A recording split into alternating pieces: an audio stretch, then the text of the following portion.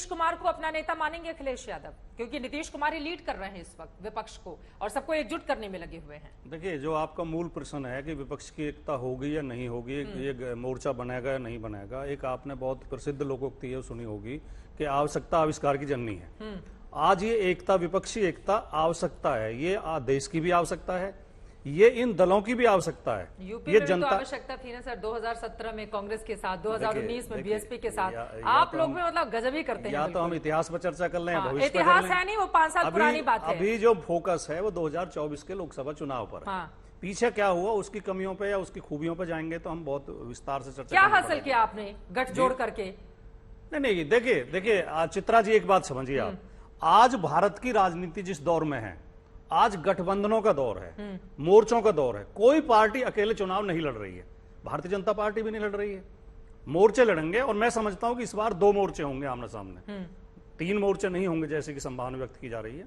2 मोर्चे होंगे और जो आपने कहा, नेता एक दूसरे को स्वीकार करेंगे और एक दूसरे के साथ प्यार के साथ, भाईचारे के साथ, पूरी एकता के साथ, मुद्दों के आधार पर, विचारधारा के आधार पर तो बीएसपी और कांग्रेस को साथ लेकर चुनाव मैदान में जाएंगे। अब कौन कौन आएगा भविष्यवाणी तो मैं कर नहीं सकता, विपक्षी दल तो यही है वहां के, बड़े विपक्षी दल तो यही विपक्ष है। की तमाम पार्टियां जो भारतीय जनता पार्टी के साथ हैं, 2-4 पार्टी बची हैं अभी, पहले बहुत पार्टियां थी इनके साथ, लेकिन यही अब तो धीरे 2017 में भी आप गिना रहे थे ना, क्या हुआ आप लोगों का हाल? 47 आपको मिला, 7 कांग्रेस को मिला, 7 में लड़कर चुनाव लड़े थे ना आप। 2019 में क्या हुआ? आपका तो नुकसान हो गया बीएसपी के आगे।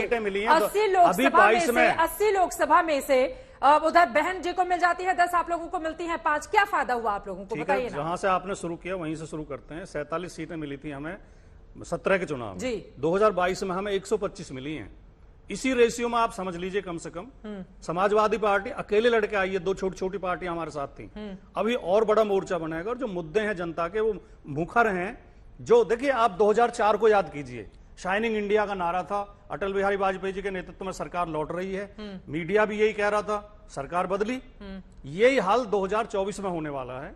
2024 में सरकार बदलेगी और भारतीय जनता पार्टी 100 से नीचे जाने वाली है, इसमें कोई संदेह नहीं है। ठीक है। और विपक्ष की एकता होगी, मजबूत होगी, मुद्दों के आधार पर होगी। ठीक है, चलिए इसका जवाब मैं लूंगी। मुद्दों के आधार पर विपक्ष की एकजुटता क्या बड़ा खतरा है भारतीय जनता पार्टी के लिए? लेकिन उसके पहले अखिलेश जी आपके पास आते हुए, मतलब कांग्रेस पार्टी की तो क्या स्थिति हो गई है? इसी वजह से आपको क्षेत्रीय दलों का ही सहारा है। थोड़ा एक आंकड़ा देते हुए, 2019 के बाद 17 राज्यों में विधानसभा के चुनाव हुए हैं, कांग्रेस एक भी राज्य जीत नहीं पाई है और 17 में से 12 राज्यों में आपका वोट प्रतिशत खिसकता हुआ, नीचे गिरता हुआ चला गया है।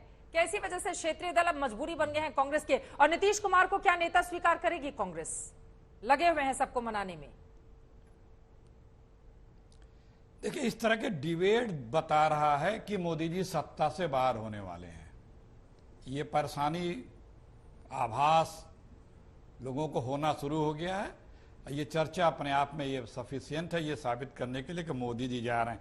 क्योंकि जब आपने जो सुनाया, अभी नीचे लिखा है, अगर विपक्ष मोदी जी को घेर ले, उनकी सरकार को पलट दे, तो वो उड़ उड़ बैठे सियासी दुकनिया हो जाता है। और मोदी जी अगर कुछ भी कर दें तो आप लोगों के लिए मास्टर स्ट्रोक हो जाता है।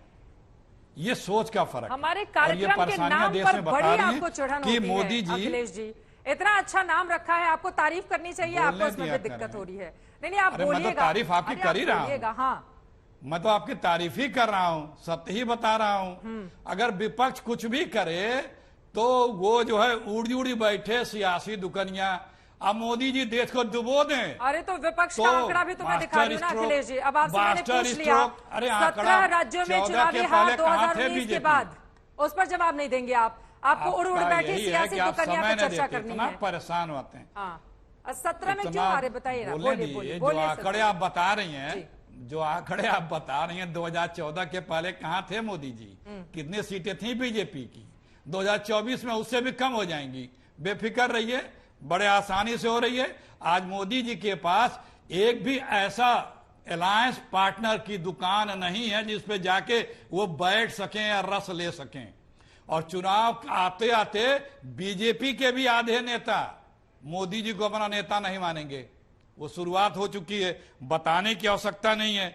आज हर किसी को यह आभास है, चाहे वो बीजेपी के लोग हों या विपक्ष के लोग हों, कि मोदी जी देश को डुबो रहे हैं। देश के लिए खतरा है, लोकतंत्र के लिए खतरा है, संविधान के लिए खतरा है और समाज के लिए खतरा है। और इसीलिए एक यूनानिमस एटमॉस्फेयर बन रहा है कि इस देश को बदलना है। अरे जो प्रधानमंत्री रेल न चला पावे बेच दे, एयरपोर्ट न चला पावे बेच दे, BSNL MTNL न चला पावे बेच दे, पावर हाउस ट्रांसमिशन लाइनें बेच दे, एयरपोर्ट की सरकारी सुरक्षा न झेल पावे, गैस पाइपलाइन न चला पावे बेच दे, पेट्रोलियम पाइप गैस पाइपलाइन न चला पावे बेच दे, वेयर हाउस न चला पावे बेच दे, नेशनल स्टेडियम बेच दे, राष्ट्रीय राजमार्ग बेच दे, ऐसे तमाम है 50 चीजें। ठीक है, कोई चला ही नहीं पा रहे हैं, हाँ। बेच दे रहे हैं, बस में पलट के नहीं एक है, सवाल लेकिन पूछूं? देश चलाएंगे। हाँ,